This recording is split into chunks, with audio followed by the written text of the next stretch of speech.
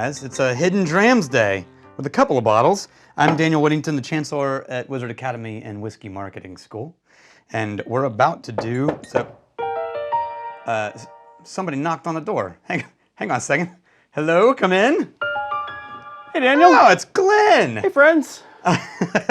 What, I thought you were in Canada. I was, but I heard you had some whiskey. I do. I have Texas whiskey, actually. That's why I came to Austin. Do you want to try? I do want to try. Okay, well, I feel I should get you your own glass. Can I have my own, please? Thank you. Yeah, okay.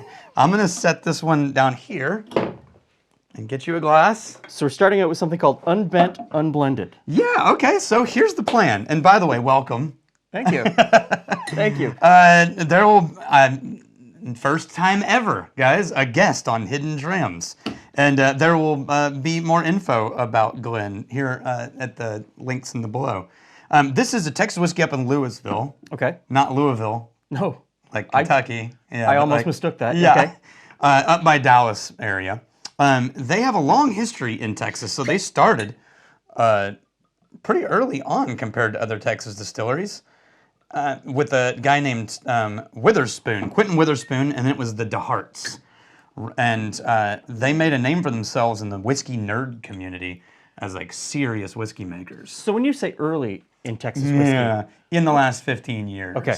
Yeah, I think when they originally started, it was 2012. So they're 12 years old now. Was there a break? Because I associate whiskey with Texas. Huge. Okay. Huge break. So Okay. Prohibition killed it all. Okay. And then nothing came back until Garrison and Balcones in basically 2010-ish. Okay. So it's it's a whole rebuilding of the category. Yes. We're starting from scratch. So all I know about this one is it's their wheat whiskey. It's bottled in bond, which means it's at least 4 years old and it's 100 proof. And I know that they're doing all of the grains themselves from Texas farmers. And then they're making it, and then they're aging it here. So this is 100%. Grain to glass, This is 100%. us, yeah. Okay. This is all Texas wheat whiskey. Hot on the nose to me. Right? Yeah, 100 proof. I'm going to let you lead. What do you smell? Okay, so it smells very soft to me. Okay. Yeah, absolutely. Very typical of what I would think a wheat whiskey. I don't know that I have a solid marker for wheat whiskey, but I would agree that if I had to pick anything, it would be a sort of softening of the nose. Yep. I get a little bit of a black cherry that sort of softens into this cream note.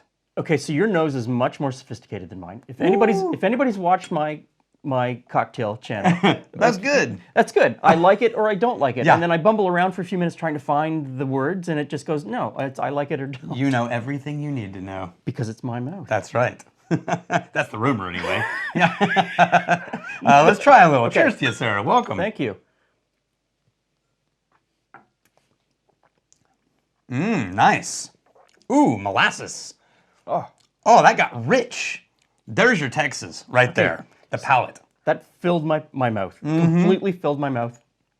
It was soft. It was a little bit sweet to me. Do you Yes. get a little bit of sweetness? Very sweet. Yeah. Not even just a little, a lot sweet for a whiskey. Okay. Yeah, I mean, that just rolls out like dark molasses. Now I've got the oak. There's the tannins. The aftertaste is, that's dry. Yeah. A little Yeah. astringent, but not bad. Okay, so I love that. Right? Maybe I'll have to send you home with something. I'm going home with. Oh yeah, that's gonna go back in my. Oh, by the way, these bottles were gifted to us from Brad Limke. So thank you, Brad. That's very Thanks, gracious Brad. of you. You've opened my mind to something new. I know, right? Texas Okay. wheat whiskey. Who knew? All right. New glasses. This is one that Brad, I can't believe, gave to us. But he was at the distillery, and he hand-filled this bottle Okay. from a barrel. And then they labeled it at the distillery. With like And then a he took whiskey it home. thief? Yeah. I mean, I'm guessing. I don't know how they, but probably something like that. So single barrel. Single barrel, high proof, 136 proof. So we really need some water. Okay, but This is bourbon, though. when you say that, it's not as hot on the nose to me. Okay. Now, there's a reason for that if you really want to nerd out on I it. do. Nerd. So, nerd.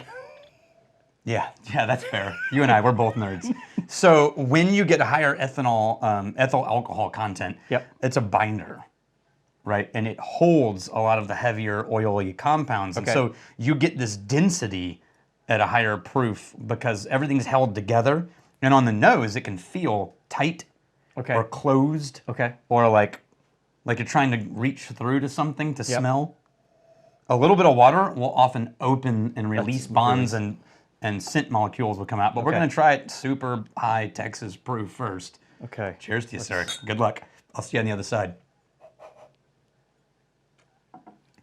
Oh, there's, when your mouth unrolls all of those chemical compounds, there's the flavor. That's complex. That goes for days, doesn't Yes. it? Here's what I'm looking for. Okay, I'm gonna add a little bit of water to the wheat, Okay. but I mean a little. That's like one drop. Yeah, just because that one's already kind of, that's 100. And then we're gonna add a little bit more to this one and let it open up a little bit. The heat's in my mouth now, though. Yeah. Yeah. What do you taste different? Because ironically, I feel like I'm sensing a distillery profile between these. Like they have a lot of similarities, even though the Yes. grains are very different. Yes. There's a rich, heavy, unrolling, viscous. It is very viscous. It does roll around in my mouth. It does have a very full flavor, and I'm getting a complex flavor. Like it's not a one note. A lot of whiskey to me is one note. Yeah, that's fair. Yeah, there's a lot going on here. On the nose, going back, notice that the nose is totally different. Yep. Now you get that dry, dusty, grain bin kind of farm note almost. Okay. Mixed with, It's my grandfather in the pickup truck going to get the feed. yes. Yes. And brown sugar.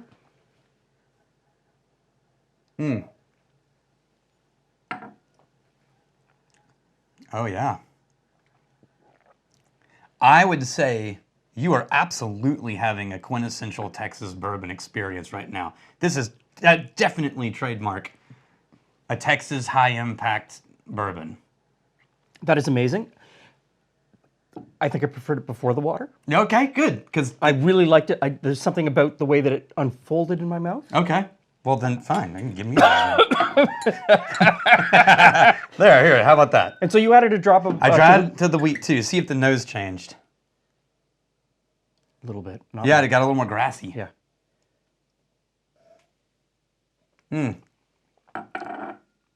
Oh, it got real simple, almost boring. I liked it before the water. Yeah, Yeah. I I wasn't going to do that. Yeah. I didn't want to insult anyone, but that's yeah. kind of... Let's just go ahead. There's some wood floor over there. It'll be fine. Did your heart die just a little there? A little bit. Yeah. But you got to do what you got to do. Yeah, we took our lessons from Sir Richard Patterson. That's how we. Okay. Oh, see, the nose is Yeah. back. Yep. Okay, so I'm in love with both of these. Oh yeah, the palate is rich, beautiful. 100 was the right spot. It shouldn't be lower. That's great whiskey. Now, here's something you're gonna love. Okay. These guys are blenders too. They are blending multiple types of products and barrels from their warehouse into whole new creations. So are they distilling single grain, barreling, and then blending? Yeah, not single grain, but single product types. Okay. So distilling a bourbon, distilling a rye, and a malt, and then they're blending things those. together into an American blended, but it's all their own product, and it's all grain to glass. That's pretty dang cool. they're That creating- makes it very unique. They're creating their own category. then. Yes. Now, we're hoping to grow the blending category, but yeah, that's a whole different thing. But basically, for them, these are components. Of other things. Yeah. And so But we're on getting its to own. try their But on its own, it's... Yeah, well, you got to start with good ingredients to make good food, right? Yeah. I've heard you know something about that. Maybe one or two things. Hold on.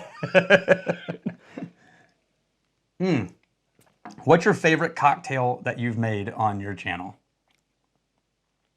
Let's put it this way, because favorite is a bad question for me on whiskey.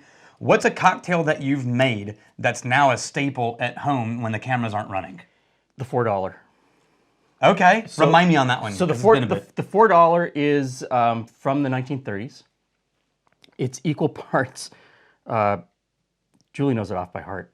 She has to tell me every time, but it's equal parts white and red vermouth and rum. I like it with gin though. Ah, botanical. Yeah, Okay. yeah. I prefer So gin. 3 ingredients, 2/3 vermouth. Yeah, very simple, but the palate is amazing. On the ice or just, No ice. no, I just shake it? Well, stir. Oh, you stir it Stir it and- and then pour it into your Wow, all right. That's good to know. I like the older cocktails. So we're on a whiskey channel. Oh, okay. Your So answer was supposed to be a whiskey cocktail. um, This is awkward. Well, for a whiskey cocktail, I would just go for an old fashioned. I would always just defer to the All old fashioned. right. Your other answer was probably superior. Yeah, we'll stick with that one. But I wouldn't put either of those into a cocktail. Okay. I would put this on a rock because I think it would hold up to it Yep. and still taste like bourbon. Yep. I think it would destroy the wheat whiskey, Yes. but these are both very good.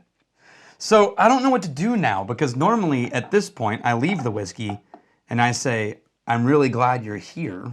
And then I go back to my wizarding job. But then you're just, I don't even know where you came from. Do I need to walk you out and defend you from the hordes? I came from the unmotivated door. Ah, okay. That's fair. I tell you what, I've never been out there. Together we're gonna discover. We're gonna head out, okay? Yeah, and by the way, don't slip on the whiskey. that's fair. I'm really glad you're here. I had a great time. And we're both really glad that you're here. And deep breaths, Glenn. We face the unknown together.